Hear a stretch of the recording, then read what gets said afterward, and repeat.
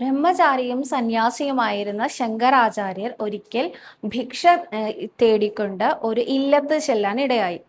അവിടെ ചെന്നപ്പോൾ ഒരമ്മ മാത്രമേ അവിടെ ഉണ്ടായിരുന്നുള്ളൂ. ആ അമ്മയോട് എന്തെങ്കിലും ഭക്ഷണം കഴിക്കാൻ വേണമെന്ന് ആവശ്യപ്പെട്ട ശങ്കരാചാര്യരുടെ മുന്നിൽ ആ ഇല്ലത്ത് മുഴുവൻ തപ്പിത്തെരഞ്ഞിട്ട് ആകെ ഉണ്ടായിരുന്ന ഒരു നെല്ലിക്ക മാത്രമായിരുന്നു.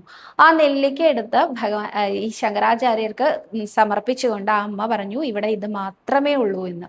വളരെയധികം ദാരിദ്ര്യത്തിൽ കഴിഞ്ഞിരുന്ന ആ ഇല്ലത്ത് അത് മാത്രമേ ഉള്ളൂ എന്ന് മനസ്സിലാക്കിയ ശങ്കരാചാര്യര് അവിടെ നിന്നുകൊണ്ട് തന്നെ ലക്ഷ്മി ദേവിയെ സ്തുതിച്ചുകൊണ്ട് കനകധാരാ സ്തോത്രം രചിച്ചു.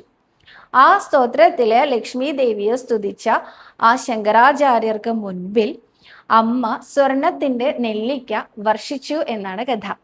ആ ഇല്ലത്തിന്റെ പേരാണ് സ്വർണത്ത് മന. അംഗം ഹരേ പുളക ഭൂഷണയമ അംഗം ഹരേ പുളക ഭൂഷണമാശ്രയന്തി എന്ന് തുടങ്ങുന്ന ആ ഒരു കനകധാരാ സ്തോത്രം കൊണ്ട് ലക്ഷ്മി ദേവിയെ സ്തുതിക്കുന്ന ഭക്തർക്ക് ഇന്നും ദേവി കനിഞ്ഞനുഗ്രഹിക്കും സർവ്വ ഐശ്വര്യങ്ങളും എന്നാണ് ഭക്തരുടെ വിശ്വാസം.